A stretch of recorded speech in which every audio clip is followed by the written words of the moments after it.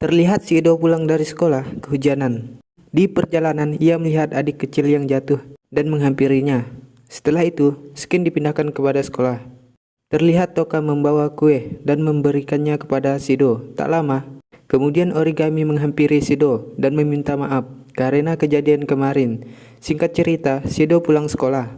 Saat melihat Kuli, ia terlihat kejadian waktu menolong anak kecil yang jatuh. Setelah itu, Shido pulang ke rumah. Sesampainya di rumah, Shido terkejut karena Toka tinggal di rumahnya. Lalu Kotori dan Rain menjelaskan bahwa setelah menyegal kekuatan Toka, Shido harus menjaganya dan untuk berlatih berinteraksi dengan wanita karena Toka bukan satu-satunya roh di dunia ini. Selesai mengobrol, Shido ke kamar. Saat di kamar, Kotori memanggil Shido untuk menggantikan lampu toilet. Saat membuka toilet, ternyata di dalam ada Toka. Shido pun dilempar. Ternyata Kotori sedang menguji Shido. Karena kecapean, Shido pergi mandi. Selesai mandi, Shido tidur. Lalu bangun, ternyata di sampingnya ada Toka. Shido pun terkejut. Di sekolah, saat makan siang, tiba-tiba alarm tanda berbahaya berbunyi. Shido menyuruh Toka pergi ke tempat aman bersama Tama. Sementara ia dan Rain pergi ke kapal. Di kapal, Kotori melihat foto roh yang muncul. Menurut analisa, roh tersebut adalah petapa yang memiliki sifat pendiam. Melihat foto tersebut, Shido pun mengenalinya. Sementara di tempat kejadian, roh tersebut diserang oleh anggota AST. Melihat itu, Shido bergegas menuju tempat roh yang sudah memasuki bangunan. Untuk sementara, AST tidak menyerang karena roh tersebut di dalam bangunan. Di dalam, Shido bertemu roh yang membawa boneka dan bonekanya bisa berbicara. Saat ingin bicara, Shido ditahan Kotori karena Kotori masih mencari pertanyaan. Terdapat 3 pertanyaan dan Kotori menyuruh Shido mengatakan nomor 3 nampaknya boneka itu menyukainya. Setelah itu, Shido menanyakan namanya dan dijawab oleh boneka. Namanya adalah Yoshino. Sementara Toka yang ada di tempat berlindung, ia khawatir dengan Shido dan menyusulnya. Saat menemui Shido, Toka melihat Shido berciuman dengan Yoshino, padahal itu cuma kecelakaan. Karena kesalahpahaman itu, Toka marah dan mengambil boneka Yoshino. Melihat bonekanya diambil, ia pun memanggil makhluk gaib. Setelah itu pergi keluar. Di luar, Yoshino langsung diserang anggota AST.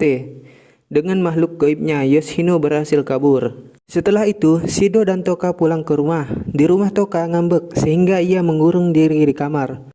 Setelah itu, Ren mengajak Toka ke kafe. Di sana Ren menjelaskan bahwa waktu kejadian Shido dan Yoshino berciuman adalah kesalahpahaman. Lalu Skin dipindahkan pada Shido. Pulang dari belanja, Shido bertemu Yoshino. Melihat Yoshino, ia pun menghampirinya. Ternyata Yoshino sedang mencari bonekanya yang hilang akibat serangan AST. Mendengar itu, Shido pun ikut mencari bonekanya dengan bantuan Kotori, tentunya yang melacaknya dari CCTV. Yoshino memberitahu Shido nama bonekanya adalah Yoshino, sekaligus temannya. Di kafe, Ren memberitahukan Toka kalau Shido tidak peduli padamu, ia tidak mungkin menyelamatkanmu. Kembali ke Shido, saat mencari Yoshino, tiba-tiba perut Yoshino berbunyi. Mendengar itu, Shido pun membawanya ke rumahnya. Sesampainya di rumah, Shido membuatkannya makanan untuk Yoshino.